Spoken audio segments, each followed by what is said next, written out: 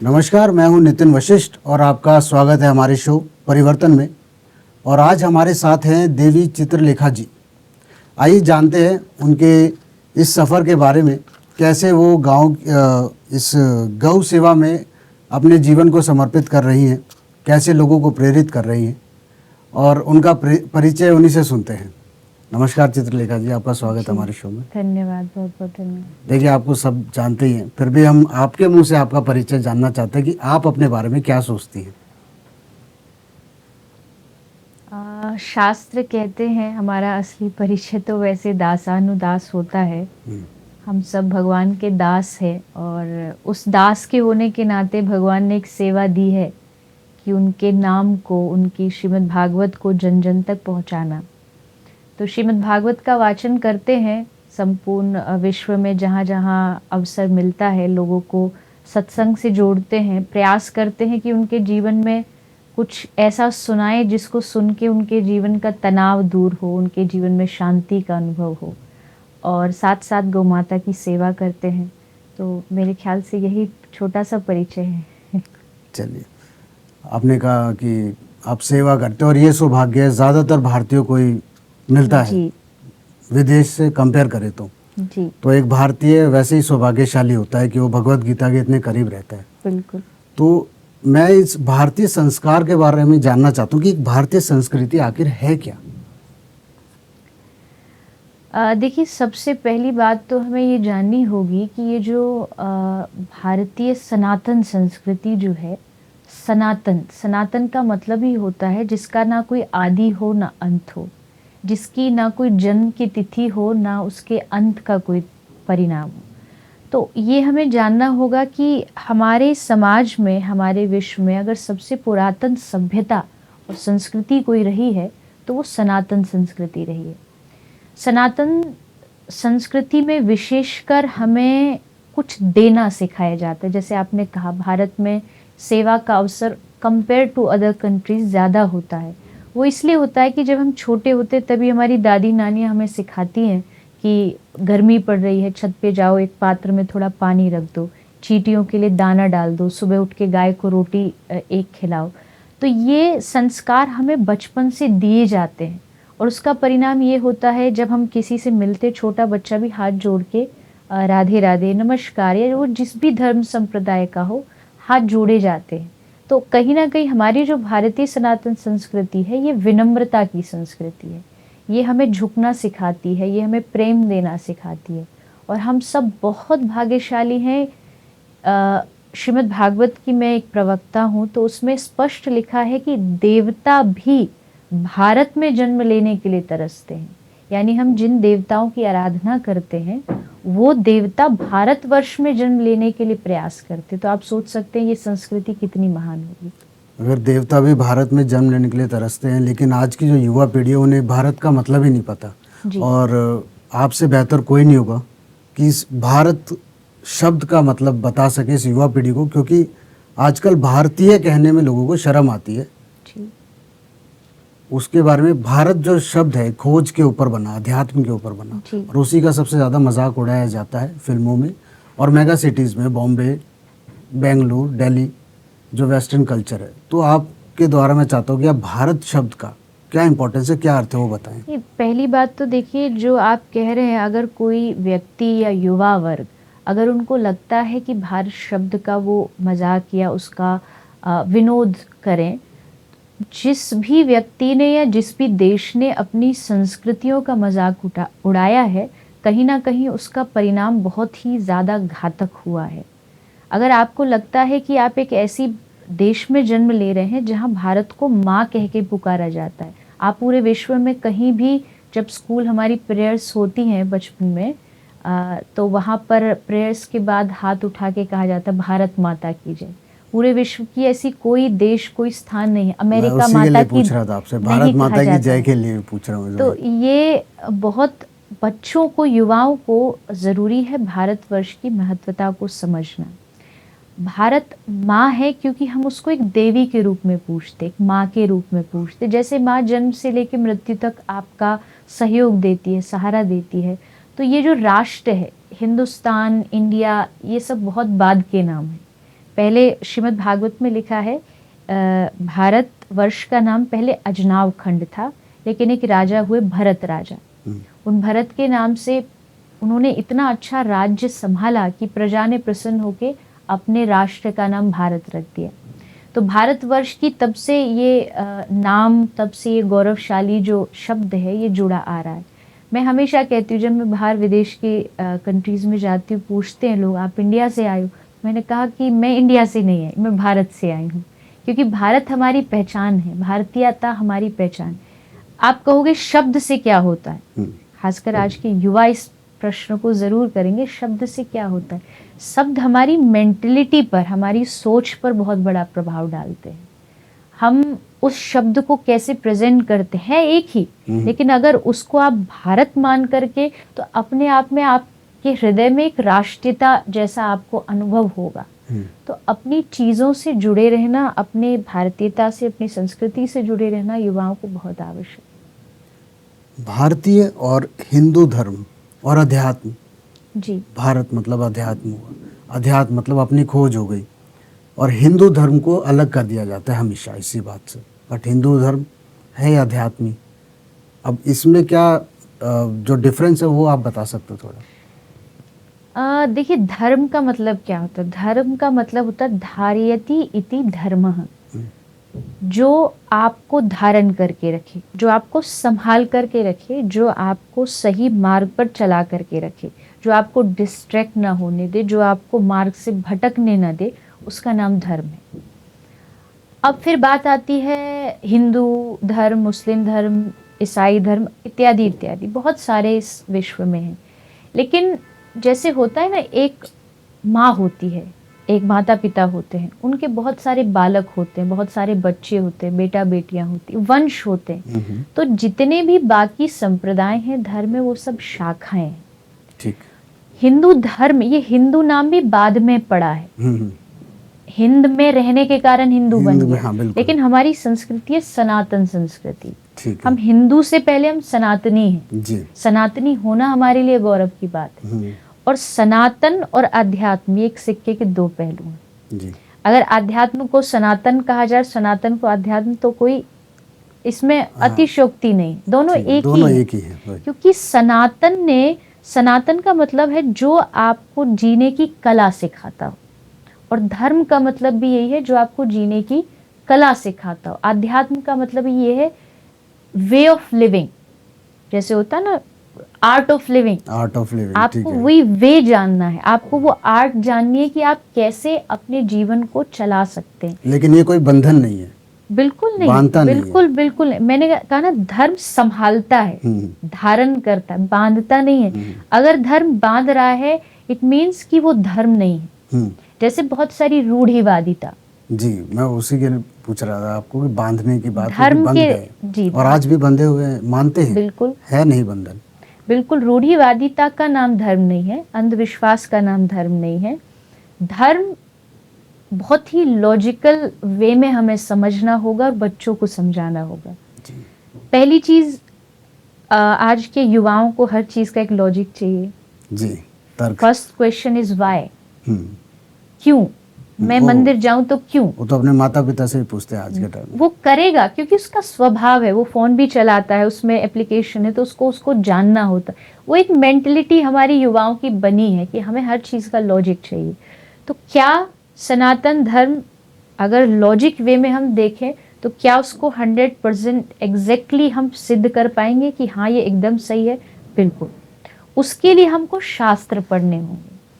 जैसे हम कोई चीज़ खरीदते हैं, कैमरा है, तो इसको जिसको हैंडल करना नहीं आता हो, कौन से की, कौन से बटन से क्या होगा, उसकी एक मैनुअल बुक आती है। जी। तो ठीक उसी तरह वे ऑफ लिविंग और धर्म क्या है, अध्यात्म क्या है, इसके लिए हमारे महापुरुषों ने शास्त्र दिए हैं, भगवत गीता दी है, महाभारत दी है, रामचरितमानस दी है। आप उनको पढ़िए, उसको जानिए और उसको अपने बच्चों को सिखाइए। फिर वो कोई क्वेश्चन भी आपसे करते हैं, आपके पास प्रॉपर एक लॉजिकल आंसर होगा। ठीक है, पर जहाँ तक रही पढ़ाने की बात, 90% ऑफ जो भारतीय हैं हमारे बच्चे जो हैं वो CBSE और कैम्ब्रिज पढ़ रहे हैं, जहाँ भगवत गीता का तो उनके उपदेशों का तो छोड़िए, मतलब जो ढंग के संस्कार होने भी चाहिए वो नहीं, विदेशी संस्कार, उन्हें भी दोष नहीं दिया जा सकता क्योंकि वो ही पढ़ रहे हैं सेल्फ डिपेंडेंट के नाम पर कि अपने पैरों पे खड़े हो, उसकी आड़ में कुछ और ही संस्कार दिए जा रहे हैं। किताबों को पढ़ने बदलने की ज़रूरत है। जी। वहाँ आता है गुरुकुल का विलुप्त हो जाना, जहाँ ये असल में हर बच्चे को भारत में पढ़ाया जाता था पहले। उसके बारे में आपकी क्या सोचा, या आप भी आगे गुरुकुल के लिए सोच रहे कि मैं भी आगे बच्चों को शिक्षित करूं, जी। या कुछ किताबें होनी चाहिए इसके लिए? भाव तो है, हम्म। मन की एक इच्छा तो है, क्योंकि मैंने हमेशा कहा है बच्चों को अध्यात्म से जोड़ने के दो ही सबसे अधिक बड़े उपाय हैं। वो है फर्स्ट इज पेरेंट्स और दूसरा है उनके टीचर्स, जी। यानी एजुकेशन सिस्टम। और एजुकेशन सिस्टम में कहीं ना कहीं बदलाव की बहुत आवश्यकता है। जी। अगर युवा वर्ग को अध्यात्म से जोड़ना हो तो वहाँ पर शिक्षा पद्धति में अध्यात्म का होना बहुत ज़रूरी है। वो विलुप्त हुआ और उसी का कारण है कि आज के बच्चे अपनी लाइफ की शुरुआत से मटेरियलिस्टिक जो भी चीज़ें हैं उनको अच्छे से जानते हैं, लेकिन जो स्पिरिचुअल चीज़ें हैं उनसे कहीं ना कहीं दूर हैं। तो इसके लिए मुझे लगता है कि जो बड़ी बड़ी संस्थाएं, जैसे आपने नाम लिया, लेकिन कुछ ऐसी भी संस्थाएं हैं विदेश की जो भगवत गीता को एज अ सब्जेक्ट पढ़ा रही हैं। विदेश की लाइक ऑक्सफोर्ड। ऑक्सफोर्ड जैसी यूनिवर्सिटी में भगवत गीता को ऐड किया गया है एज अ सब्जेक्ट। क्यों? क्योंकि उन लोगों को भगवत गीता का महत्व समझ में आ गया है कि भगवत गीता केवल एक कृष्ण और अर्जुन के दृष्टिकोण से नहीं, मुझे लगता है अगर इस विश्व का सबसे पहला कोई मोटिवेशनल स्पीकर रहा है तो वो कृष्ण रहे हैं। बाकी छोटे मोटे सब बाद में आए, क्योंकि जहाँ एक तरफ भयानक युद्ध चल रहा हो, ऐसी परिस्थिति में एक आदमी के मन को शांत कर देना कि तू चिंता मत कर, मैं हूं, और वो मान भी गया। कितनी बड़ी शक्ति होगी उस भगवत गीता में, उस 18 अध्याय में, कि उसका पूरा एक दृष्टिकोण बदल गया।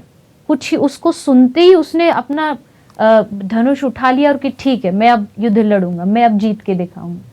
तो कहीं ना कहीं जो भगवत गीता है उसको दोनों तरह से देखना चाहिए। आध्यात्मिक तो है ही है, लेकिन अगर कोई ये कहे कि नहीं मैं भगवान को नहीं मानता, मैं भगवान में उसके लिए भी गीता उतनी ही महत्वपूर्ण है जितनी भगवान के मानने वाले को है। क्योंकि उसमें भगवान कृष्ण ने ऐसी चीज़ों को बताया है जो आज के बच्चों के वे ऑफ थिंकिंग को बदल सकता है। भले आप आर्ट्स के स्टूडेंट्स हो, भले आप कोई बहुत जो चीज़ें आजकल चल रही हैं, सिंगिंग, डांसिंग, बहुत सारी चीज़ें, आप कुछ भी हासिल कर सकते हैं अगर आप अपने अध्यात्म को साथ लेके चलें। कृष्ण जी के पास तो 16 कलाएं थी। अब इतनी 16 कलाएं भगवत गीता में जो जो उनकी अलग अलग धारणाएं बनती है, सुनने वाला कुछ और भी समझ जाता है। जी। समझ रहे हैं आप? जैसे कामदेव को लेके एक अलग एक उठ गया, और वो काम जीतने वाला देव होता है, उसको अलग उठा। सेम मैंने आज भी देखा है, जो भगवत गीता बड़े लोग जो टीवी पे सुनते हैं वो उसका अपना ही अर्थ बना लेते हैं। तो यहाँ मैं आपसे पूछना चाहता हूँ, भगवत गीता और आपने अष्टवक्र गीता को अगर मैं कंपेयर करता हूँ तो वो दोनों, वो सीधी सीधी बात है, और अष्टवक्र गीता में बिल्कुल सीधा बोला गया है कि, और उसे नास्तिक वाले ज़्यादा अपनाते है। दोनों एक ही चीज़। आपने बोला कृष्ण सबसे पहले मोटिवेशनल स्पीकर थे जी, और अष्टवक्र के बारे में क्या कहना? नहीं, देखिए, मैं सबका सम्मान करती हूँ, उसकी एक अपनी उपाधि है, अपनी एक महिमा है, लेकिन कृष्ण 16 कलाओं से परिपूर्ण है, उसकी वाणी भी कलाओं से परिपूर्ण होगी। ऐसा कहीं नहीं हो सकता कि उनकी वाणी को हम कुछ तोड़े मरोड़े या उसका कुछ अलग अर्थ निकालें। भगवत गीता के बहुत बहुत सारे लोगों ने अलग अलग उसके भाष्य किए हैं, उसकी ट्रांसलेशन की है। मैं आपको एक उदाहरण दे देता हूँ। मैं मुंबई में रहता हूँ। मुंबई में जितने भी सीरियल्स बनते हैं, मैं उनसे पूछता हूँ राइटर से, भैया आपने कैसे लिखा? करे महाभारत का, ये वाला इमोशन महाभारत का, ये भाभी ननंद, ये वे फलाना, ये इसको चीट कर, मैं सारी चीटिंग तुम्हें महाभारत में दिखी। उन्होंने उस तरीके से भगवत गीता को पढ़ा है। उनसे आप पूछो, कोई भी, सब पता है उनको, पर वो परे हैं उस चीज से। मुझे क्या लगता है, जो ज़्यादा इन चीज़ों पर तर्क करते हैं ना, मुझे लगता है उन्होंने कभी पढ़ी ही नहीं। महाभारत में 1 लाख श्लोक है, अगर आप कंटिन्यूसली महाभारत को पढ़ते हैं डेली के बेसिस के हिसाब से थोड़ा थोड़ा लगा के, तो महाभारत अकेली ही पूरा करने में आपको कई साल लग जाएंगे। क्या किसी ने साल भर लगा के महाभारत पढ़ी है? नहीं पढ़ी। और उसके बाद कहते क्या है, मैंने बहुत लोगों से सुना है, जैसे आप बोल रहे हैं, मैंने भी सुना है महाभारत घर में नहीं रखनी चाहिए, घर में रखते तो झगड़ा हो जाता है। ये कहाँ लिखा है? जो अंधविश्वास वाली बात आई थी ना, वो यही है कि आप कभी भी किसी चीज को, आज मुझे जो लगता है सबसे बड़ी परेशानी भारतीयों में ये है, वो धर्म पे भाषण तो बहुत देते हैं, धर्म के बारे में भी बहुत बोलते हैं, लेकिन सनातन धर्म के ही, हिंदू धर्म के ही 90% लोग होंगे जिन्होंने भगवत गीता पढ़ी नहीं है। ठीक है। 18 अध्याय जिन्होंने पढ़े नहीं, सिर्फ मैंने उससे सुना था कि ऐसा ऐसा है, मैंने सुना भगवत गीता थोड़ी टिपिकल है, मैंने सुना अष्टवक्र गीता इसमें ये। आपने पढ़ा क्या? आप जब तक पढ़ेंगे नहीं उस चीज को, वो पढ़ने के लिए इसलिए क्योंकि धर्म को लेके ना बहुत ज्यादा कंफ्यूजन हमारे समाज में फैली हुई है। वो कंफ्यूजन, जो संशय, वो दूर होगा जब आप खुद उस भगवत गीता को पढ़ेंगे। अगर आप खुद भगवत गीता को पढ़ लेते, तो मेरा ये ऐसा पर्सनल अनुभव है, आपकी दिमाग की जितनी भी संशय हैं, जितने भी क्वेश्चंस हैं, सारे क्लियर हो सकते हैं जी। इतनी अच्छी जो वाणी है भगवान श्री कृष्ण की। तो बस मेरा निवेदन है कि उस पर बोलने से पहले उसको एक बार पढ़िए जरूर। चलिए, आपने पढ़ने की बात की। आजकल ना वीडियो का ज़माना हो गया, लोग देखते हैं जी। और महाभारत में एक दुर्योधन जब पानी में गिरता है, उस पर द्रौपदी हंसती है, लेकिन उसका भगवत गीता में, जो महाभारत की, उसमें वर्णन नहीं है जी। वो प्रतिबिंब था और वो उसका द्रौपदी को लेने देने, वो तो गेट पर थी। आई थिंक मैं अगर सही हूँ तो। पर लेकिन जो महाभारत गांव-गांव में दिखाई गई उस टाइम, उसमें द्रौपदी को ये दिखाया गया, वो गिरा, उस पर हंसी, उस बदला लेने के लिए महाभारत शुरू हुई कि भाई अभी इसमें कितना सत्य है, ये अभी भी चिंता का विषय है। नहीं, बिल्कुल आप सही कह रहे हैं। और इसमें होता क्या है, ये कारण ये है कि जैसे बहुत समय पहले एक रामानंद सागर जी की आई थी, महाभारत आई, रामचरितमानस रामायण आई, और चीज़ों के मुताबिक अगर हम कंपेयर करें तो उसमें बहुत सारी चीज़ें रियल थी, लेकिन केवल देखने से काम नहीं चलेगा। जैसे अगर मैं एक मेडिकल स्टूडेंट हूँ, तो आप ये नहीं कह सकते कि मैं तो यूट्यूब से बस पढ़ लेता हूँ और उसी से मैं अपना मेडिकल एग्जाम क्लियर कर लूँगा। नहीं, आपको उसके लिए पढ़ना पड़ेगा, आपको उसके लिए उसकी पूरी डिटेल्स जाननी पड़ेगी। तो ठीक है, आप जो टीवी पर आते हैं, सीरियल्स आते हैं, हमारे मैथोलॉजिकल शोज आते हैं, बट उन पर 100% भरोसा नहीं किया जा सकता, क्योंकि उन देखिए, हर व्यक्ति को, खासकर ऐसे जो शोज होते हैं, उनको एक टीआरपी चाहिए होती है, उसके लिए थोड़ा सा तो कहानी को बनाना पड़ता ही है। मैं ये नहीं कहती पूरी तरीके से, सत्य भी होता है, लेकिन कुछ चीजें बनावटी भी होती हैं। उसके लिए हमें जरूरी है कि अगर आप देख भी रहे, देखिए, लेकिन जैसे आपने ये एक उदाहरण दिया द्रौपदी, ये मैंने इसलिए दिया, मेरी माँ को भी नहीं पता था ये। तो आपको, अगर आपने वो देख लिया, तो फर्स्ट उसे टैली करिए आप अपने घर की महाभारत से। आपके घर में महाभारत हो, उसको पढ़िए। अब परेशानी ये कि हमारे पास होती ही नहीं है। हम सनातनी कहते हैं, हमारे घर में महाभारत नहीं मिलेगी, भगवत गीता नहीं मिलेगी, रामचरितमानस नहीं मिलेगी, और फिर हमें लगता है कि हम धार्मिक हैं। धार्मिक कोई टैग नहीं है कि आपने कह दिया मैं धार्मिक और बन गया धार्मिक। उसके लिए आपको धर्म की चीजों को जानना होता है। मुझे लगता है सारा सॉल्यूशन एक ही है, हर व्यक्ति को अपने घर में, अपने फैमिली के साथ थोड़ा समय बैठ के कोई हमारे जो धार्मिक ग्रंथ है उनको पढ़ना चाहिए। मैंने भगवत गीता ना प्रॉपर्टी डीलर्स के ऑफिसेज में बड़ी रखी देखी है। ज़्यादातर जो सबसे ज़्यादा झूठ बोलते होंगे व्यापारी पर आते हैं। व्यापारी के लिए कितना मुश्किल है सत्य को जानना, एक उसका प्रतिबिंब भी देख लेना। मेरे को लगता नहीं उसके 24 घंटे में उसके पास 1 मिनट भी टाइम होता हो, लेकिन वो, मैंने ज़्यादातर कथाओं में बैठा देखा है, वो दान दे देता है, बस वो सोचता है कि मैं अपना पाप धो रहा हूँ। वो क्या सत्य तक पहुँच सकता है और कैसे काम करते हैं? बिल्कुल पहुँच सकता है। मेरे नज़र में ऐसे बहुत सारे व्यापारी वर्ग के लोग हैं, अपना व्यापार भी करते हैं, अपना भक्ति भी करते हैं, अपना भजन भी करते। पहले तो आपको चुनना होगा। देखिए, हर व्यक्ति की ना एक प्रायोरिटी होती है। मेरी किस चीज मेरे लिए महत्वपूर्ण क्या है। जी। मेरे लिए महत्वपूर्ण ये है कि केवल मुझे पैसा कमाना है, या मेरे लिए ये भी महत्वपूर्ण है कि पैसा तो हो ही हो, लेकिन वो सच्चाई का हो, ईमानदारी का हो, मेरे पैसे के साथ साथ मेरे जीवन में शांति भी हो। अगर आप उस शांति रूपी फैक्टर को पाना चाहते हैं तो आपको कहीं ना कहीं अपने व्यापार को लेके, अपने हर कर्म को लेके सही होना पड़ेगा। ठीक है। कर्म गलत नहीं है। भगवान कृष्ण कह रहे अर्जुन को, कर्मण्येवाधिकारस्ते मा फलेषु कदाचन। कर्म करो, लेकिन उसका एक तरीका होता है करने का। फिर कहेंगे कि नहीं, झूठ बोलने से तो व्यापार चलता नहीं है। तो इतिहास, उन्होंने मेरे को ऐसा बोला है कि हमने भगवत गीता में सीखा है, कृष्ण जी ने बोला है जहाँ बोलना पड़े बोलो।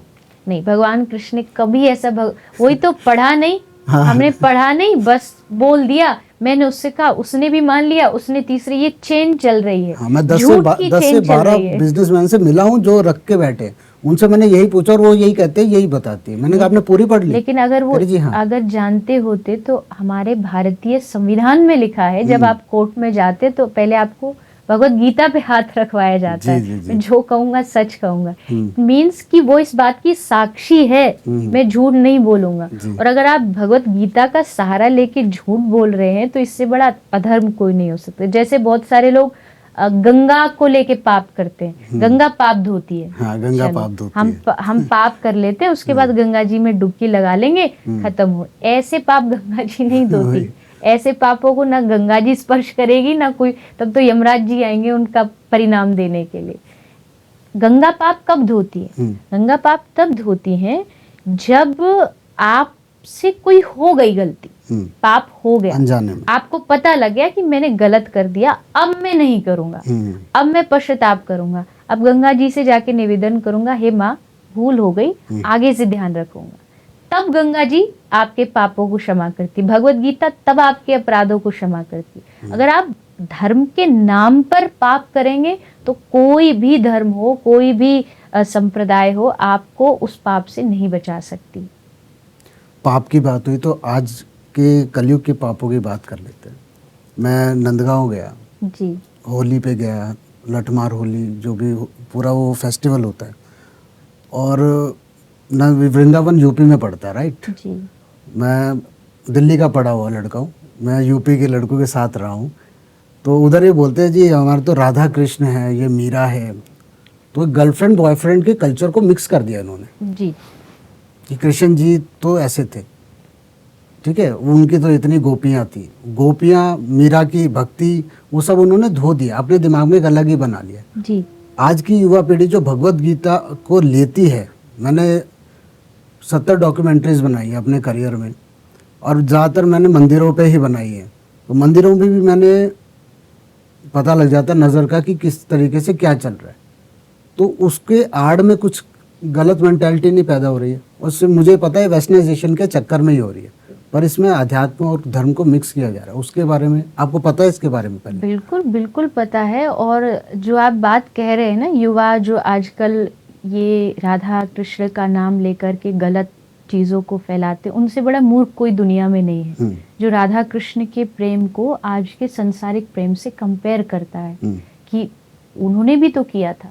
वो भगवान है, वो कलाओं से परिपूर्ण है, और उनकी हर लीला में एक रहस्य होता है, वो आपको जानना पड़ता है। राधा कृष्ण कोई केवल एक प्रेमी प्रेमिका नहीं है, एक तत्व है जिसने 2 शरीर धारण किया है जी। उसके लिए आपको वृंदावन के जो वास्तविक संत हैं उनको जाकर के उनके चरणों में बैठ के पहले राधा कृष्ण है कौन वो जानना पड़ेगा जी। आप कहीं भी उठ के नहीं आ सकते कि अजी कृष्ण ने 16,108 विवाह किए थे तो क्या दिक्कत है, हम भी कर सकते। कृष्ण हर काम कर सकता है। कृष्ण 6 दिन के थे तो पूतना भी उन्होंने उद्धार किया था, क्योंकि वो भगवान है जी। मान लीजिए मैं केजी क्लास में पढ़ती हूँ और कोई मुझे पीएचडी पढ़ाने लगे तो मेरी बुद्धि में नहीं बैठेगी। ठीक उसी तरह हमारे मन में काम है, हाँ। वासनाएं हैं। हाँ।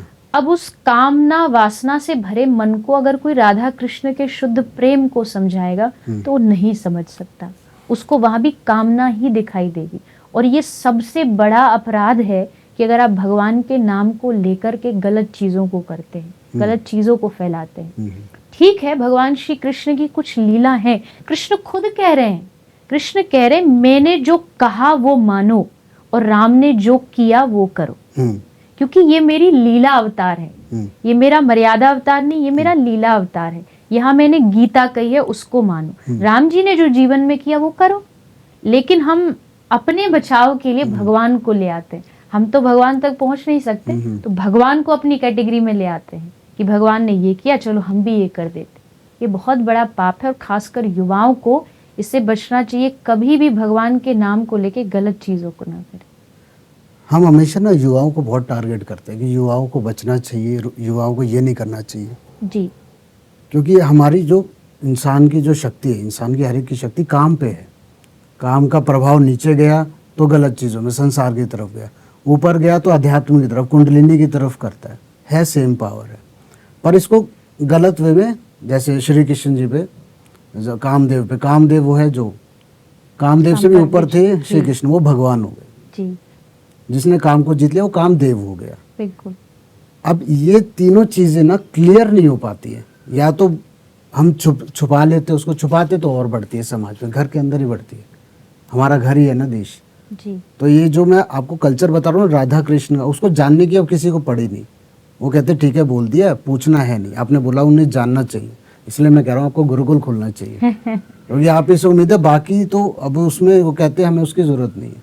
नहीं जाने, देखिए रामायण की एक चौपाई है, जाने बिन नहीं होए परितीति और बिन परितीति नहीं होए प्रीति।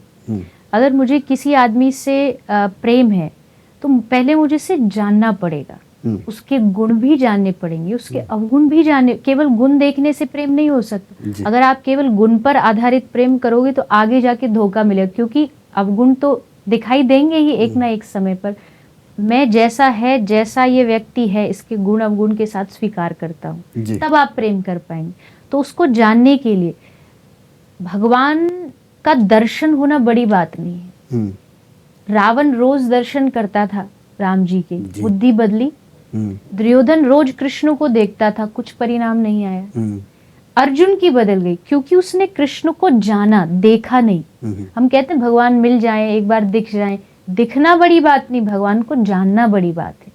अगर आप जान जाएंगे तो आप ये प्रश्न करेंगे ही नहीं कि कृष्ण ऐसे हैं, राधा ऐसी है। और आप जो कह रहे हैं ना युवाओं के लिए क्यों कहा जाता है जी, ये युवाओं के लिए इसलिए कहा जाता है, वेस्टर्न कल्चर हावी हो रहा है जी।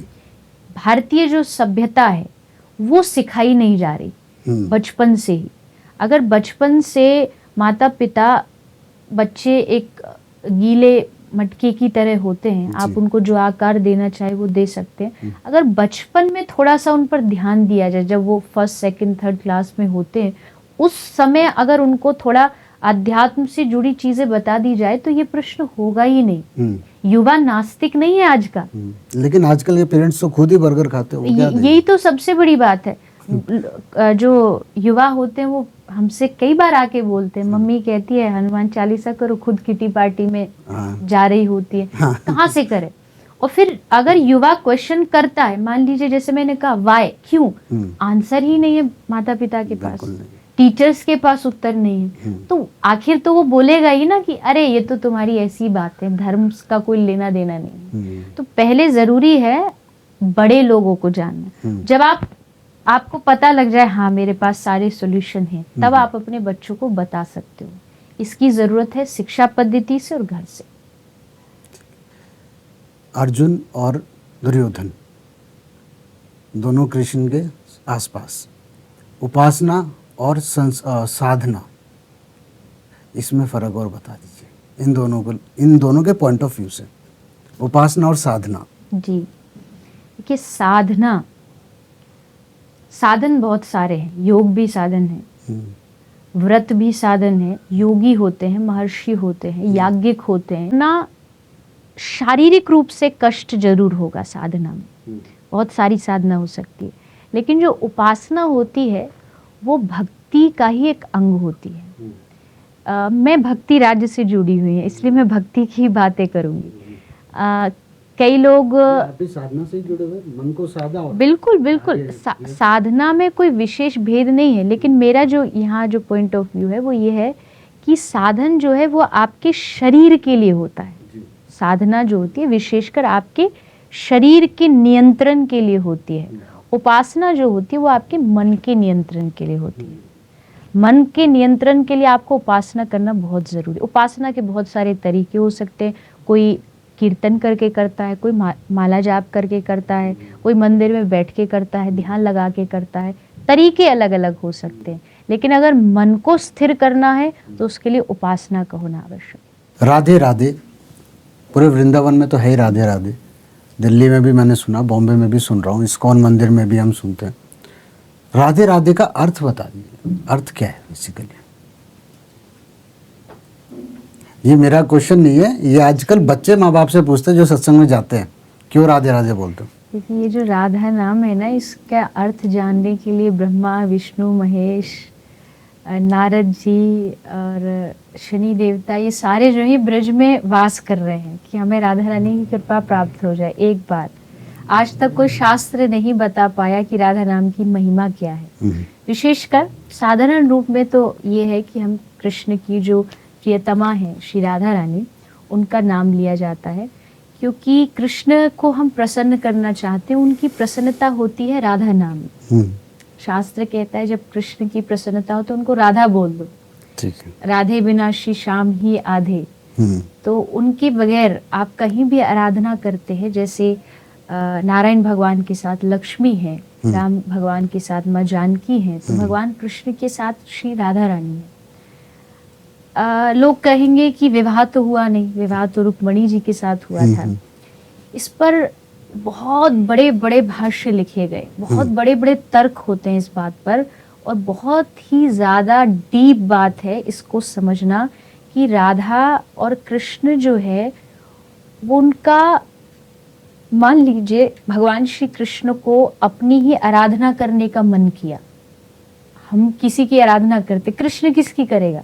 भगवान कृष्ण को किसी की पूजा करनी है, किसकी करे? तो उन्होंने अपने ही स्वरूप को एक रूप दे दिया, राधा।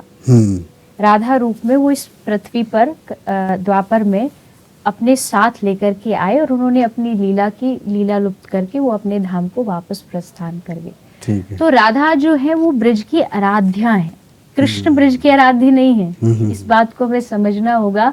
हम जाते हैं बिहारी जी, हम जाते राधा रमन जी, लेकिन ब्रज की जो इष्ट है वो राधा रानी है। ब्रज में जितने भी महात्मा आपको मिलेंगे राधा रानी के आश्रित मिलेंगे। तो ब्रज में जब उनके सब दास हैं, उनके आराधना है, तो जब हम आपस में मिलते हैं, कोई बात होती है, तो राधा रानी का नाम लेकर के उनका स्मरण किया जाता है। दो फायदे हैं, राधा नाम हो रहा है, दूसरा हम भागदौड़ भरी जिंदगी में से जब राधा नाम मुख से निकलता है तो थोड़ी देर के लिए ही सही, कम से कम हमें राधा रानी का स्मरण होता है। बहुत गहरा है राधा तत्व। मैं कई कथाएं ऐसी करती हूँ जिसपे पूरी 7 दिन की जो कथा होती है सिर्फ राधा नाम पे ही होती है। तो अगर मुझसे कोई कहे उसको 2 मिनट में बता दीजिए तो मेरे लिए वो असंभव है, क्योंकि मेरा प्राण है राधा, मेरे जीवन का सार है राधा। राधा नाम ही आप ये समझ लीजिए, ऐसे कितने महापुरुष हैं जो जीते हैं राधा नाम के भरोसे, जो खाते हैं राधा नाम, जो हर कुछ उनका राधा है। तो इस तत्व को समझा जा सकता है गुरु कृपा से। अगर आप किसी गुरु का सानिध्य लेते तो आप राधा नाम की महिमा को समझ सकते हैं। अच्छा, मैंने आपको बोला था कृष्ण जी 16 कलाएं, कन्फ्यूज़न। आजकल की टिपिकल जो जनरेशन है उसे कन्फ्यूज़न बोलते हैं कि नहीं समझ आ रहा, नहीं समझ आ रहा। पर अष्टवक्र गीता में यही जो कृष्ण जी ने अपना स्वरूप देखा और खुद को नमस्कार किया, उनसे खुद से प्रेम हो गया जी। यही अष्टवक्र गीता कहते कि जब सब में भगवान है, मतलब हम में भगवान है, जब वो भगवान हम देख लेते हैं, प्राण जिससे हम, जो हमारे पिता हैं परमात्मा, उनसे जब कनेक्ट होते हैं, तो इस कनेक्टिविटी को अष्टवक्र गीता जो बोलती है, इसको इस रूप से जोड़ा जाता है। किस रूप से? जब कृष्ण ने अपना स्वरूप देखा दूसरे उसमें, उन्हें उससे प्रेम हो गया। अष्टवक्र गीता कहती है जब एक आम इंसान अपना स्वरूप देखता है तब वो पाता है कि वो ही परमात्मा है जी। ये देखिए, ये 2 मार्ग हैं। एक है अहम ब्रह्मास्मि जी, ये ज्ञानियों का मार्ग है कि मैं ही ब्रह्म हूँ। आपकी रुचि किस पर, आप चुनते किसको है। अगर कोई मुझसे कहे कि मेरे लिए ये तत्व उतना महत्वपूर्ण नहीं है कि मैं ही ब्रह्म हूँ। हाँ, हमारा भक्ति मार्ग भी कहता है कि ईश्वर अंश जीव अविनाशी, जी। ममैवांशे जीवलोके जीवभूत सनातन। भगवान कृष्ण भगवद गीता में कह रहे हैं जीव के अंदर जो आत्मा है वो मेरी ही है, मैं ही उस अंश रूप में विराजमान। लेकिन मैं ध्यान करता करता मैं ही इस स्थिति पर पहुंच जाऊंगा कि मैं ही ब्रह्म बन जाऊंगा, ये भक्ति मार्ग का विचारधारा नहीं है। ये ज्ञान मार्ग की विचारधारा हो सकती है, वैराग मार्ग की विचार, लेकिन भक्ति मार्ग की विचारधारा होती है हम भगवान के दास बन सकते हैं, हम भगवान नहीं बन सकते। ठीक है। भक्ति मार्ग में फिर अपने आप को कैसे पहचाना जाता है? यहाँ अपने आप को ब्रह्म नहीं माना जाता है जी। यहाँ उन ब्रह्मों का शरणागत माना जाता है, ठीक है। कि मैं कृष्ण के शरणागत हूँ। और मेरा विचार है सबका अलग अलग हो सकता है, कोई भी जीव कभी ब्रह्म नहीं बन सकता है, क्योंकि अगर वो ब्रह्म बन गया तो ध्याएगा किसको? अगर मैं ब्रह्म बन जाता हूँ, एक स्थिति पे पहुंच के अहम ब्रह्मास्मि हो जाता है, तो फिर किसका ध्यान करेगा? उसका जो रस है वो खत्म हो जाएगा। सब मार्ग अच्छे हैं, लेकिन सबसे ज्यादा रस तब आता है जब आपके सामने एक आकार हो, आपका एक मालिक हो। ठीक है। आप उसके शरणागत होके उनकी भक्ति करें, उनकी पूजा करें, जो भी करें, उसमें रस है। और जो बाकी के साधन मार्ग होते हैं उसमें होता सब कुछ है, भगवत प्राप्ति भी होती है, लेकिन रस की मात्रा कम हो जाती है। जैसे हम वृंदावन वाले हैं जी, हम बिहारी जी वाले, हम ठाकुर जी वाले, अगर हमारे सामने एक ठाकुर जी का स्वरूप ना हो, ब्रज की गोपी कहती है कृष्ण अगर तू 4 हाथ धारण करके भी आएगा ना तो हम तुझे देखेंगे ही नहीं, हम तेरी तरफ मुंह करके नहीं देखें, क्योंकि हमें 4 हाथ वाला कृष्ण चाहिए ही नहीं। हमें नारायण रूप में है तू नारायण, ये हम जानती हैं, लेकिन हमें चक्र वाला नारायण नहीं चाहिए, हमें बांसुरी वाला कृष्ण ही चाहिए। इसको अनन्यता कहते हैं भक्ति राज। हम एक के प्रति समर्पित हैं और वो पत्थर की लकीर है, हम उससे हटेंगे नहीं, चाहे भगवान भी दूसरा रूप लेके आ जाए तो हम स्वीकार नहीं करेंगे। अच्छा, ये जो समर्पण है, समर्पण में एक मेरा होना जरूरी है। अगर मैं मानता हूँ मैं हूँ तो ही तो मैं किसी को समर्पित होऊंगा। जो हमारी जो एनर्जी है, काम जो हम बोलते हैं, एक एनर्जी नीचे जाती है, एक ऊपर की तरफ जाती है, देव और संसार की तरफ बहती है। जब ये कहीं नहीं बहती, उसे भगवान का रूप दिया गया, उसमें कहते हैं कि आप मैं नहीं कहते कि मैं हूँ। अब इसमें जीवन और मृत्यु का जो हेरफेर है, उसमें एक तो पहले आप वो बताइए जीवन और मृत्यु का हेरफेर है क्या और कैसे रुकता है? ये मेरा क्वेश्चन इसके लिए है, क्योंकि इस एनर्जी को रुकने पे ही बोलते हैं जी अब आपका जन्म नहीं होगा। जिसने अपना स्वरूप देख लिया, जिसकी एनर्जी रुक गई, ना संसार की तरफ बही, ना ऊपर की तरफ बही, अध्यात्म की तरफ बही। आप जो प्रश्न कर रहे हैं, जो बात कर रहे हैं, ये ज्ञान मार्गियों की बात है।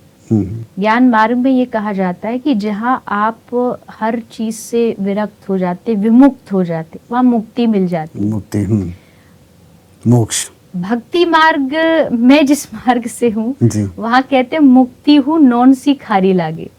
हमें मुक्ति भी नहीं चाहिए, हम मुक्ति के लिए भजन नहीं करते हैं, हम मुक्ति के लिए कृष्ण नाम नहीं लेते हैं, तो फिर क्या चाहिए तुमको? हमको भगवान के चरणों की धूल बना दो। गोपी कहती है मुझे चरणों की धूल बना दो, मुझे मुक्ति भी नहीं चाहिए, मुक्ति की आशा नहीं है। तो भक्त की जो स्थिति होती है ना, वो ये जो मैं वाला सिस्टम है, मैं तो ज्ञान मार्गी को भी खत्म करनी होती है और भक्ति मार्गी को भी, क्योंकि जहाँ मैं होगा वहां आप किसी लक्ष्य तक तो पहुंच नहीं सकते, वही अहंकार खत्म होना है। बिल्कुल। भगवत गीता का उदाहरण है, गोपी तो सबसे ऊंचे शिखर पर है भक्ति राज्य के, लेकिन जब उनको रास में थोड़ा सा अभिमान हो गया था तो भगवान छोड़ के चले गए, क्योंकि वहां मैं नहीं होता। प्रेम गली अति साकरी तामे दो न समाही, जब मैं था तो प्रभु नहीं, जब प्रभु तो मैं नहीं। एक को तो मिटना पड़ता है, और वो मिटना किसको पड़ेगा? जिसकी शक्ति कम है, और मेरी शक्ति कम है, क्योंकि मैं का कोई अस्तित्व नहीं होता। तो वो मैं जब नष्ट हो जाता है, चाहे वो ज्ञानी हो चाहे वो भक्ति मार्गी हो, मैं का नाश होते ही उसको अपना साक्षात्कार होने लगता है, आत्म साक्षात्कार जिसको कहते हैं, अपने स्वरूप को वो जानने लगता है। हमारी संप्रदाय के आचार्य हैं चैतन्य महाप्रभु, उन्होंने चैतन्य चरितामृत में कृष्णदास कविराज ने लिखा है जीवेर स्वरूप होए नित्य कृष्णदास। मेरा परमानेंट परिचय क्या है, मेरी आइडेंटिटी क्या है, इसको जानना है। चाहे आप ज्ञानी हो चाहे भक्ति मार्गी हो, इसको जब आप जान लेते हैं, मान लीजिए मैं ज्ञान मार्ग पर चल रहा हूँ, तो एक समय आता है जब मेरे मैं का नाश हो जाता है, जो आप कह रहे हैं कि वो ना संसार की ओर रहता है ना वो नीचे की ओर रहता है। वो एकमात्र एक ऐसी स्थिति पर पहुंच जाता है जहां उसकी सारी इच्छाओं का दमन हो जाता है, मैं का नाश हो जाता है। लेकिन ये स्थिति थोड़ी है कठिन। कहना बहुत आसान है, मैं का नाश होना इतनी आसानी से नहीं होता है। इंद्रियों को वश में कर लेना आसान नहीं है। तो करना क्या है, जो शास्त्र भगवत गीता श्रीमद् भागवत कह रही है, इंद्रियों को मारो मत, बस उनका मुंह भगवान की ओर मोड़ दो।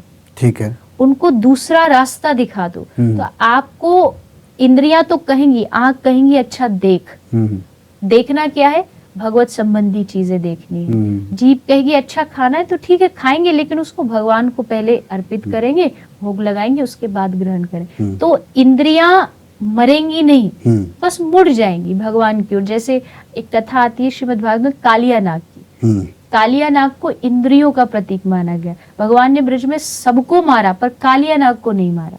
अच्छा। उन्होंने बस कहा तू यमुना छोड़ के दूसरी जगह चल, उसका स्थान बदल दिया। मन मारो, ये बात बहुत कठिन है। मन कौन जीत पाया है? गलत दूसरी जगह लगा दो, गलत तो मन को दूसरी जगह कन्वर्ट कर दो।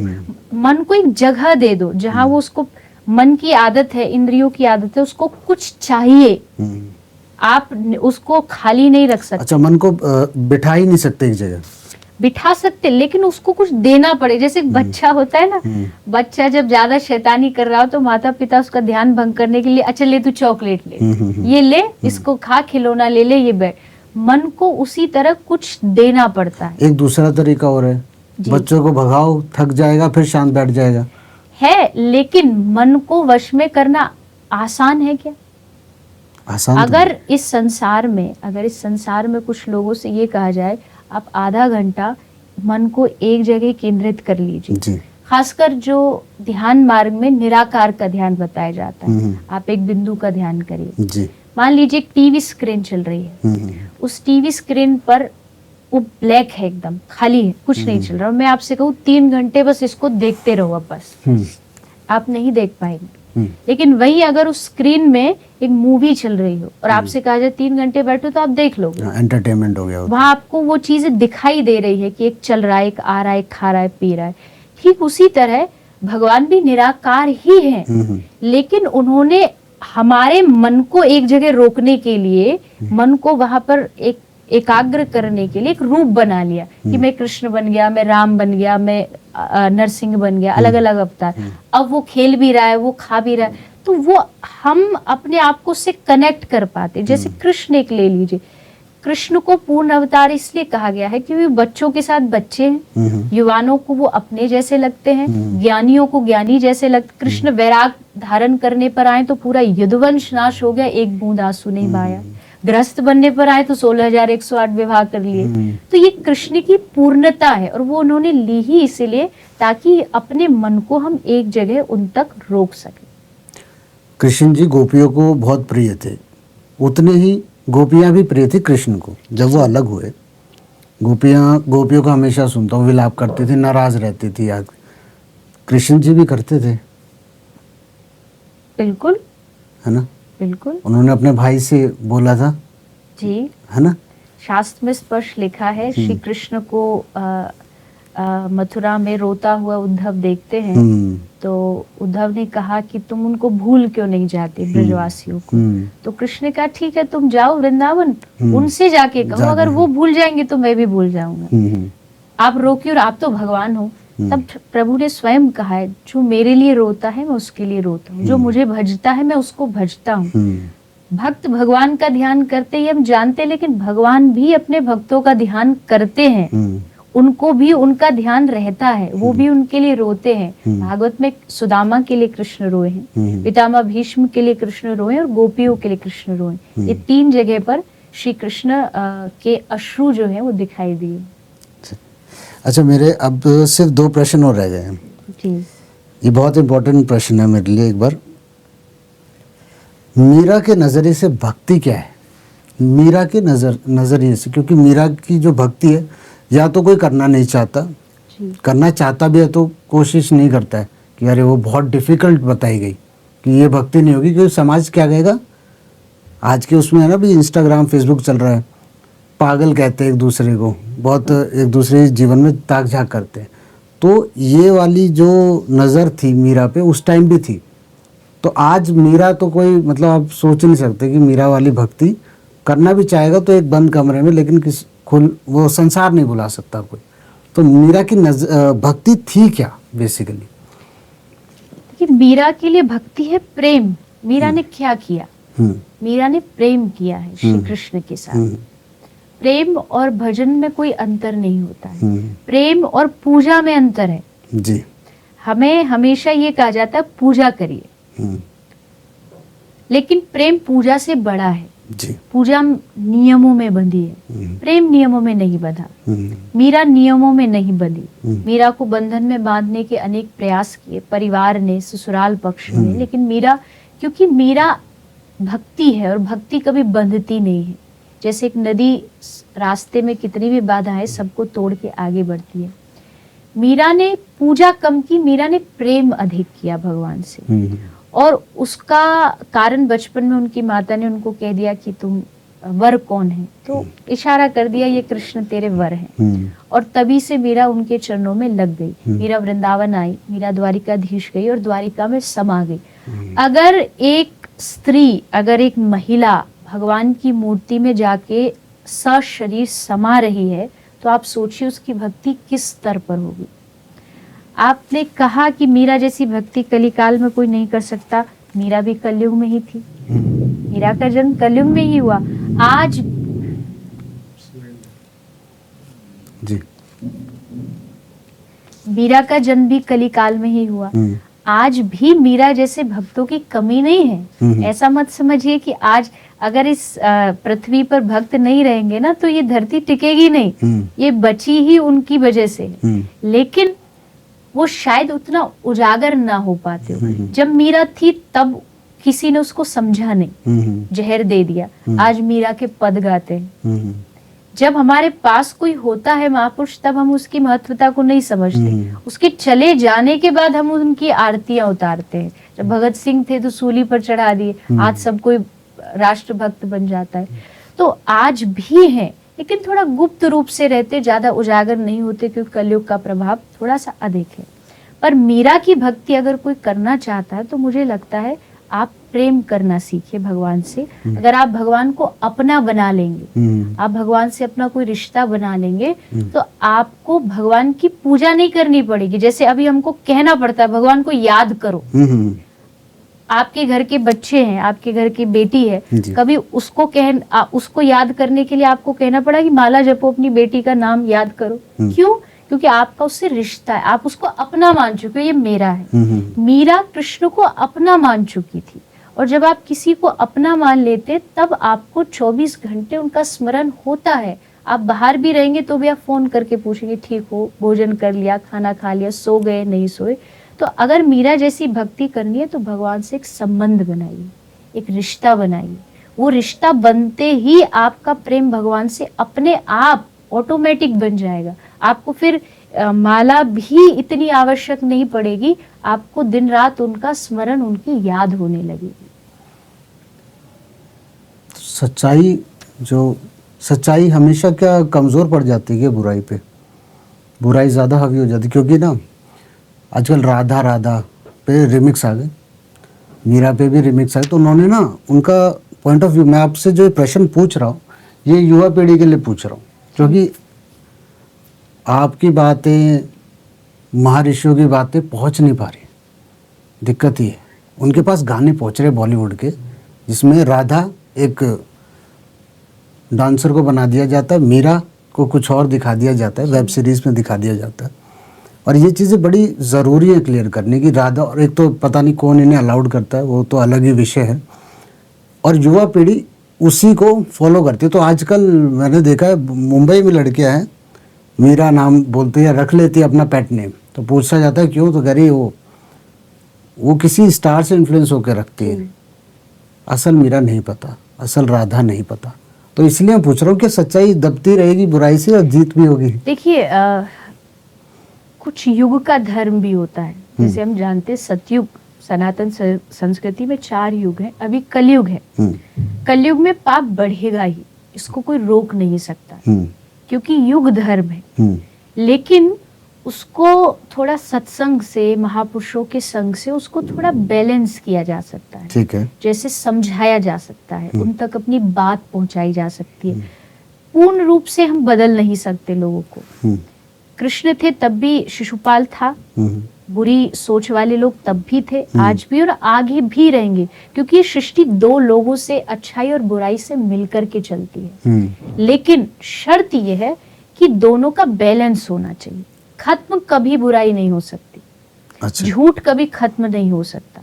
सत्य भी रहेगा, असत्य भी चलता रहेगा, लेकिन सत्य जीतता है। ये हमने हमेशा से सुनते आए हैं अब अपने पूरे जीवन में जी। तो इसके लिए हमें आवश्यक है कि हम थोड़ा सा युवाओं को, ऐसा नहीं है कि युवा मीरा को नहीं जानते। राधा, मैं भी एक युवा हूँ जी। मेरी कथा में जितने लोग जुड़ते, मेरे ख्याल से उसमें 80% जो आते वो युवा ही आते हैं। कथा सुनते हैं, चंदन लगाते हैं, माला पहनते हैं। क्यों? क्योंकि अब उनको एक समझाने वाला मिल गया है, उनके परिवार में एक अच्छी वातावरण है, भक्ति है, जिसके कारण वो समझ पा रहे हैं। आजकल के कई माता पिता ही ऐसे जो बच्चों को भक्ति में जाने से डर लगते हैं। जी। चंदन लगा ले तो उनको डर लगता है कि कहीं वृंदावन ना चला जाए, हाँ। कंठी पहन ली तो बाबा जी ना हो जाए, कोई संत ना बन जाए, रुद्राक्ष पहन लिया तो सन्यास ले लेगा।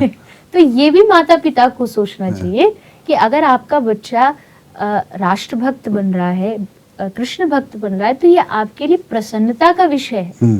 इनमें बच्चों को आप समझाइए। मैं युवाओं से भी निवेदन करती हूँ, आप मूवी देखते हैं, देखिए। अगर आप वीक में 1 दिन मूवी देखते हैं तो वीक में 1 दिन आप सत्संग सुनिए। नहीं, लेकिन मैंने ना पेरेंट्स से भी बात करी जी। वो क्या कहते हैं, वेब सीरीज देखो, नेटफ्लिक्स देखो, ओके, पर जैसे वो सत्संग में कहते हैं नहीं नहीं नहीं नहीं, यहाँ से बच के रहना, पता नहीं कैसा बाबा हो, पता नहीं क्या बोल दे, उससे डरते हैं माँ बाप थोड़ा। ये उनकी अज्ञानता है।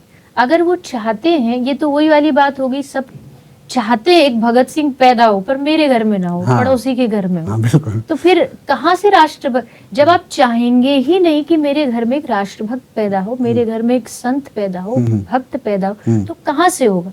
और चलिए आप नहीं भी चाहते, ठीक है, आपकी मर्जी। फिर यहाँ पर एक ही बात आदमी करता है कि मेरा अपना जीवन, मैं कुछ भी करूं, ठीक है, लेकिन उस जीवन का पहले आप ये सोचिए अंतिम में परिणाम क्या है। ठीक है, आप क्लब्स जा रहे हैं, पब जा रहे हैं, आप सिनेमा जा रहे हैं, आप सब कुछ देख रहे हैं, परिणाम क्या उससे शांति है?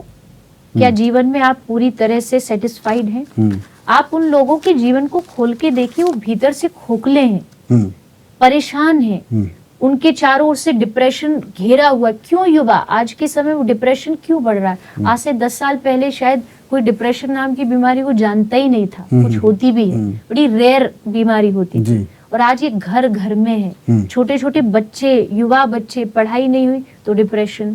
क्यों? क्योंकि उनके घर वालों ने उनको जीवन से निराश होना ही सिखाया है, उनको माहौल ही उसी तरीके का मिला है। तार्किक बुद्धि भी इसी का कारण है। बिल्कुल, अगर आप तर्क करेंगे, किसी भी विषय को लेके आप तर्क करते रहेंगे, तर्क एक हद तक ठीक है।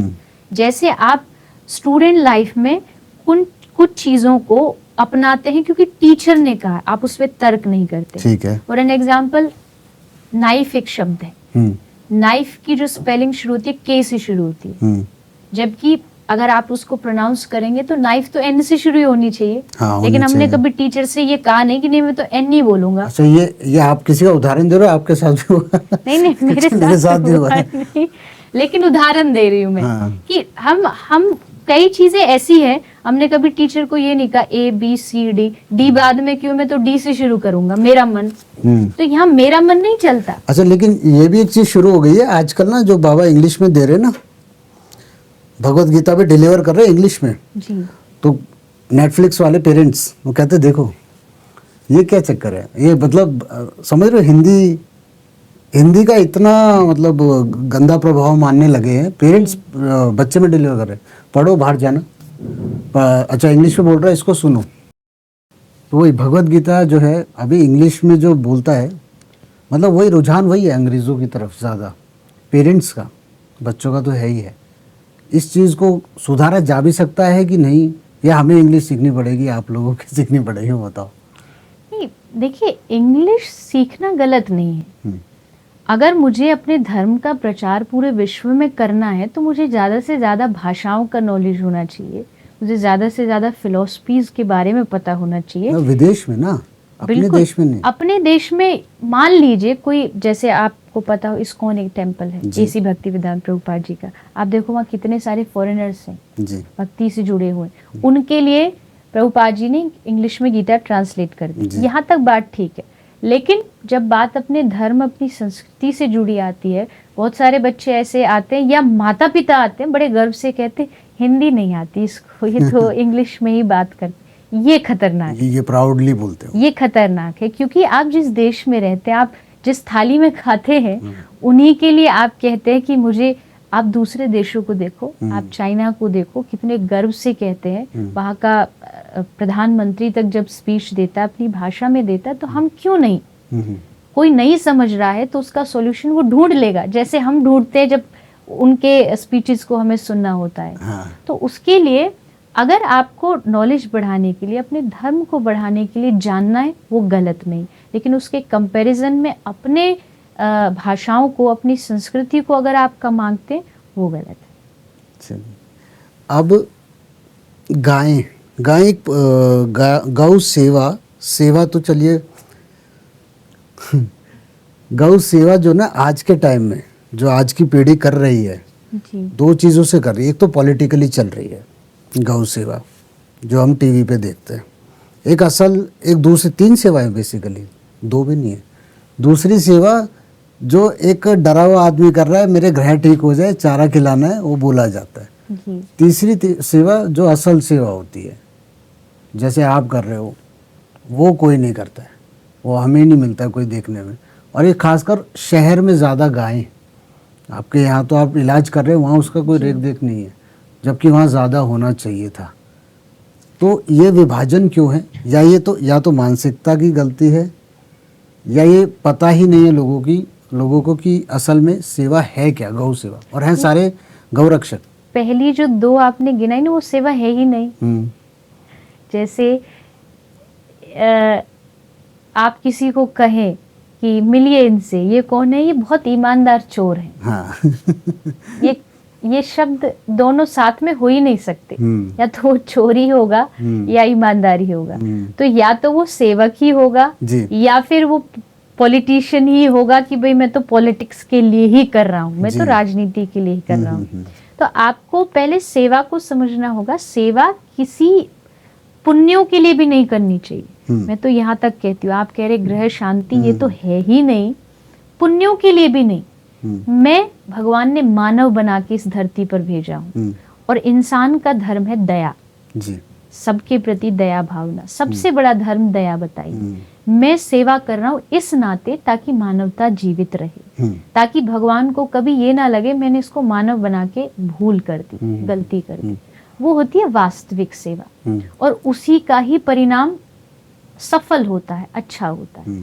तो पहले अपने घर परिवार में सेवा कार्य बच्चों को सिखाइए।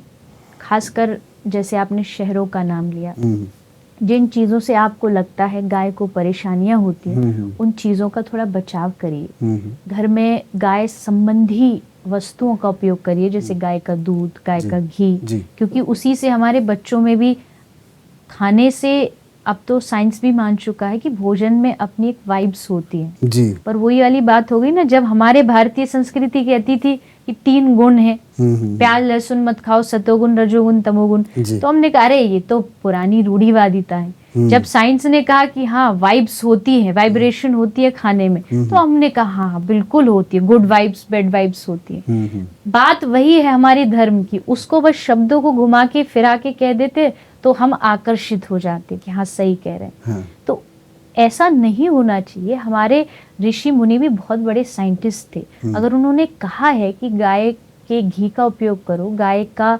दूध का उपयोग करो, तो बहुत सोच समझ के किया है। गाय में पौष्टिक तत्व होते हैं। आजकल तो 95% जो यूथ है ना जो जिम जाता है उन्होंने घी बंद कर दिया है, जी क्योंकि जो न्यूट्रिशनिस्ट जो है ना उनके जो टीचर्स है फैकल्टी वो कहते हैं हम अमेरिका से पढ़ गए, अमेरिकन सर्टिफिकेट है, तो अमेरिका की पढ़ाई क्या है, रोटी तो है नहीं, घी है नहीं, वो कहते हैं ये दोनों कट। नहीं तो महाराणा प्रताप कौन सी जिम में जाते थे?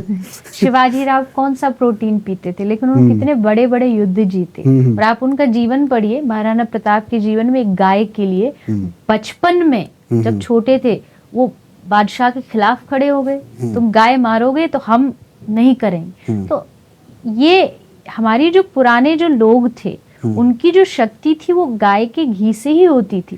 उसमें कोई किसी प्रकार का कोई साइड इफेक्ट हो, कोई अति नहीं होनी चाहिए। अति तो हर चीज की बुरी होती है, लेकिन गाय का दूध आजकल आप विदेश में भी जाते हैं तो वहां भी A2 नाम से एक मिल्क मिलता है, A2 मिल्क, वो गाय का ही होता है। और उसको शुरू करने का कारण ही है जो कोलेस्ट्रॉल बढ़ता है उसकी जो गाय के दूध में वो मात्रा बहुत कम होती है, तो साइंटिफिकली प्रूवन है।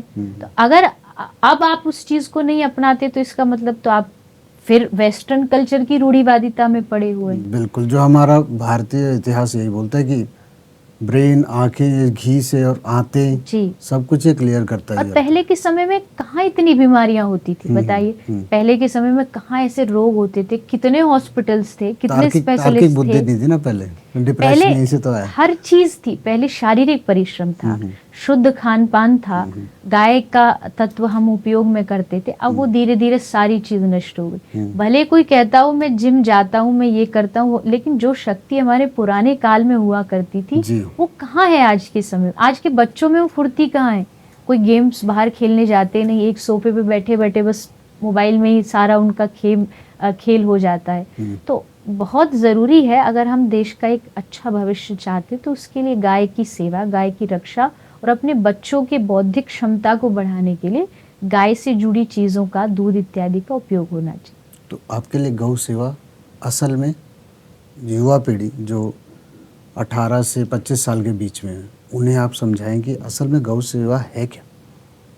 वो वहाँ पे पढ़ते पढ़ते कॉलेज में, शहर में रह के कैसे कर सकते हैं? देखिए, इस बात को ना आप इस तरीके से मान लीजिए कि जैसे आप अपने घर में, आजकल एक सिस्टम चल रहा है कि हम कुत्ते पालते हैं।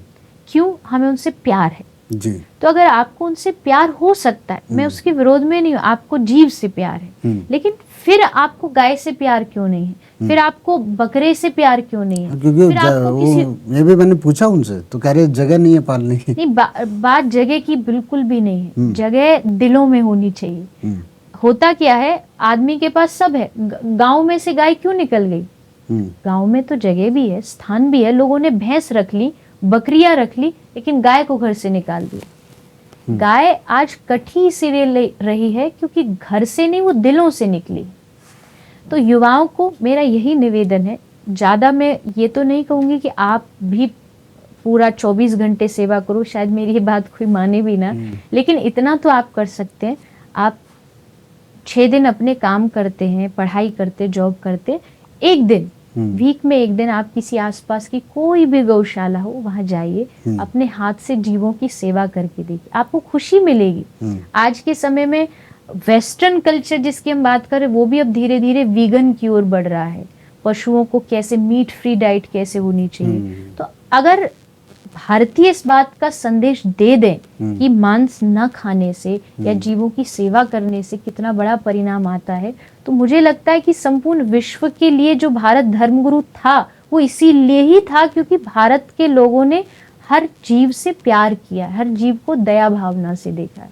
तो आप समय निकालिए, आपका जन्मदिन है, आप पार्टी करते करिए, लेकिन सुबह के समय आप जाकर के किसी गाय को थोड़ा सेवा करिए, चारा खिलाइए, उनको प्यार से सहलाइए, तो आपको खुद को मन के आपको सुकून मिलेगा, जिसको आज पूरी दुनिया ढूंढ रही है। जहां जा रहे हैं हम, किस लिए जा रहे हैं? सुकून मिल जाए, शांति मिल जाए, पीसफुल माइंड हो जाए, लेकिन हो नहीं रहा क्योंकि गलत डायरेक्शन में जा रहे हैं। उसमें भी तर्क कर रहे हैं, यहाँ से लेता हूँ। हाँ, वहां जब तक आप इस तार्किक बुद्धि को छोड़ के सही डायरेक्शन नहीं पकड़ेंगे, अपने धर्म से जुड़ी हुई चीजों को नहीं पकड़ेंगे, तब तक मन अशांत रहेगा। आपने वेगन की बात करी, ये एक दूसरा पहलू है, ये भी क्लियर करना बड़ा ज़रूरी है जी। ये मेगा सिटीज़ में आ चुका है सोया मिल्क। उनका मानना है कि अब मिल्क जो दूध है, जो मिल्क प्रोडक्ट है, वो एक व्यापार बन चुका है। जी। तो अब गायें पैदा की जाती है कि ज़्यादा दूध हो, भैंसी जो भी है, और उसके लिए पैदावार बढ़ाई जाती है इंजेक्शन से बाहर के, और इसीलिए इतनी गायें हो जाती हैं। उनका कहना है कि उन्हें रोड पे छोड़ना पड़ता है, उन्हें बेचना पड़ता है, और खरीदार वही होते हैं जो बूचर खाने में ले जाते हैं। इसलिए आप वैगन को बोल रहे हैं कि आप ये छोड़ दो, दूध ही पीना छोड़ दो। इसके बारे में क्या कहना मैं है इस आपका? बात को कथा में भी बोलती हूँ, अपने प्रवचनों में भी। मैं वीगन के समर्थन में हूँ, सिर्फ इस चीज को छोड़ के। वीगनिज्म जो होता है उसमें आप पशुओं से जुड़ी चीज हो गई, जैसे लेदर हो गया, जी। आप लेदर का यूज नहीं अच्छा, करते। दूध मिल्क प्रोडक्ट को छोड़ के कह रहे हो आप? जी जी। अच्छा। जैसे जो वीगन जो एक सोच है उसमें यह है कि आप गाय पशुओं से जुड़ी कोई चीज का, जैसे त्वचा हुआ, लेदर हुआ, या जैसे हम कोई क्रूरता होती है या मीट होता है पशुओं का, उसको हम नहीं खाएंगे, और हम दूध या दूध से जुड़ी चीजों को नहीं उपयोग करेंगे। तो ये जो एक पॉइंट है दूध वाला, मैं इसके समर्थन में नहीं। ठीक है। क्यों? क्योंकि गाय के बचाव के लिए, अगर मैं एक गौ सेवक हूँ तो मैं गाय की बात करूंगी, गाय के बचाव के लिए गाय का उपयोगी होना बहुत जरूरी है।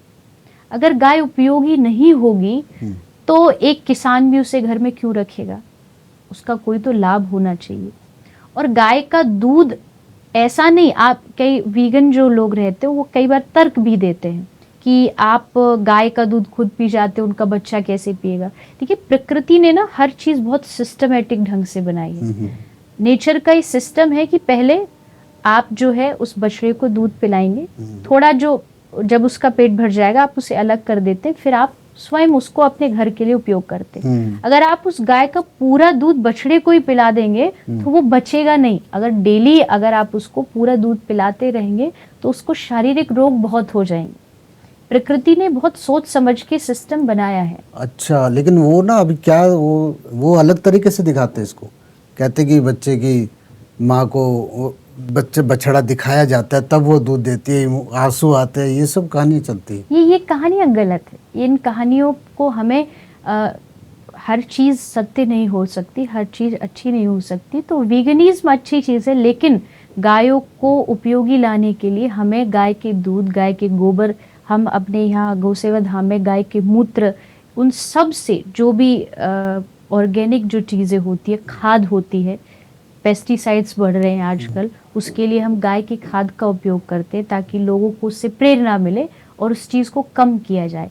तो गाय का दूध तो हमारे शास्त्रों में लिखा है, भोलेनाथ जी ने कहा है अमृत और गाय के दूध की एक ही बराबरी है। अच्छा। हमारे पास अमृत तो है नहीं, हमने बस नाम सुना है अमृत होता है, पिया कभी नहीं। तो हमारे लिए गाय का दूध ही अमृत है, और उसका उपयोग हमें अपने बच्चों को जन्म से लेके अंत समय तक, वृद्धावस्था तक गाय के दूध का उपयोग करना चाहिए। अच्छा चित्रलेखा जी, लास्ट यही है कि आप मुझे विज़न समझाएं कि गौ सेवा धाम हॉस्पिटल आपने क्या सोच के शुरू किया और अब क्या स्थिति है, और आगे आपका क्या विज़न है, कैसे लोग आपसे जुड़े, किस तरीके से जुड़ सकते हैं जो यहाँ पर आ नहीं सकते? एक कदम से ही यात्रा शुरू होती है किसी भी चीज़ की, और हमारी सेवा की भी यात्रा बहुत छोटे कदम से शुरू हुई थी। कथाओं में जाना होता था, गौशालाओं में जाते थे, बहुत लोग गाय सेवा कर रहे हैं गौ माता की, लेकिन कई बार वहाँ देखते गौशाला में कोई गाय पड़ी है, कुछ रोग है उसे, उनसे पूछा जाता कि इसकी ये दशा क्यों है, तो उन्होंने बताया कि यहाँ इलाज का अभाव है, कोई गाय की कोई प्रॉपर ट्रीटमेंट नहीं है। तो मन में आया, हम तो ब्रज में रहते हैं, ब्रज में इतनी सारी गौशाला पहले से ही है, हम भी एक गौशाला बना देंगे, कितनी गायों को बचा पाएंगे? इससे अच्छा कुछ ऐसा करें जिससे जितनी गौशालाओं में सेवा हो रही है उन गायों को मदद मिले, जितनी बेसहारा हैं उनको मदद मिले। तो कुछ नई चीज गौशाला से हटके शुरू की जाए। तो आज से 9 साल पहले यहाँ एक हॉस्पिटल की शुरुआत हुई, गाय के लिए शुरू किया था। धीरे धीरे अब तो ये पूरा एक वेटनरी हॉस्पिटल है, यहाँ सब पशु आते हैं, विशेषकर गायों की सेवा होती है। गायों के प्रति जागृति कराने के लिए, जैसे गाय के पेट में प्लास्टिक जमा हो जाना, प्रसव पीड़ा में कई बार जो बछड़ा होता है वो गर्भ में मर जाता है और गाय भी फिर मारी जाती है क्योंकि कोई देखने वाला नहीं है। प्लास्टिक तो बहुत बड़ा इशू रहा है, हमने भी खुद देखा है। बिल्कुल, हमारे अस्पताल में आप कोई भी गाय उठा लीजिए, उसका ऑपरेशन करिए ऐसे ही, उसका ऑपरेशन करके हर गाय में से आपको 30-40 किलो प्लास्टिक तो मिल ही जाएगी नॉर्मली। क्यों? क्योंकि सड़कों पर गाय बड़े बड़े शहरों में कचरा के साथ साथ जो प्लास्टिक खाती है वो पूरा जमा होता जाता है। वो भी, और लोग भी प्लास्टिक बंदी पन्नी में आटा फेंक देते हैं। खाना करके उसमें गांठ लगा के उसको फेंक दिया जाता है और गाय उस खाने के साथ प्लास्टिक को निगल जाती है। कथाओं में ये भी निवेदन करते हैं कि आप खाना डालते हैं तो उसको अलग डालिए, प्लास्टिक अलग डालिए। तो ये चीज़ें एक बहुत बड़ी समस्या है हमारे देश में है, गौहत्या बहुत बड़ी समस्या है। तो एक छोटा सा प्रारूप शुरू किया गौ सेवा धाम अस्पताल के रूप में। आज यहाँ सैकड़ों गाय हैं, सबकी सेवा हो रही है और विज़न बस यही है कि ये सेवा बढ़ती रहे, ज़्यादा से ज़्यादा हम एरिया कवर कर पाएँ। जहाँ से भी जितनी भी गाय हम ला सकते हैं लाते हैं, एम्बुलेंस यहाँ हैं, जाती हैं, डॉक्टर्स हैं, सब अपनी सेवाएं देते हैं और प्रयास यही रहता है कि ऐसा हॉस्पिटल हो, ऐसी ट्रीटमेंट मिले जो मानवों को मिलती है हर प्रकार की। तो हर प्रकार का यहाँ पर इलाज किया जाता है। जो भी जुड़ना चाहते हैं यहाँ आते हैं और जो नहीं भी आ पाते वो अपने घर बैठ करके हमारे जो गौ सेवा धाम के सोशल मीडिया हैंडल से वहाँ से जुड़ करके अपनी सेवाएं प्रदान करते हैं। ठीक है चित्रलेखा, धन्यवाद आपका, बहुत बहुत अच्छा लगा आपसे बात करके।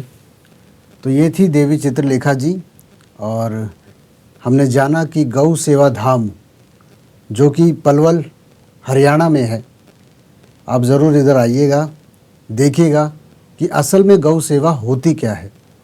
अगर आप भी अपने शहर में बैठे बैठे गौ सेवा की तरफ आपका रुझान है, थोड़ा प्रेम है, अगर आपके माँ बाप का भी रहा हो तो ज़रूर जुड़िएगा धर्म से भी और कर्म से भी, गौ सेवा धाम से। देवी चित्रलेखा जी को ज़रूर देखिए यूट्यूब पे, उनके पॉइंट ऑफ व्यू से भगवत गीता को समझिए, सुनिए, खास करके युवा पीढ़ी, आपको तो बहुत ज़्यादा ज़रूरत है समझने की।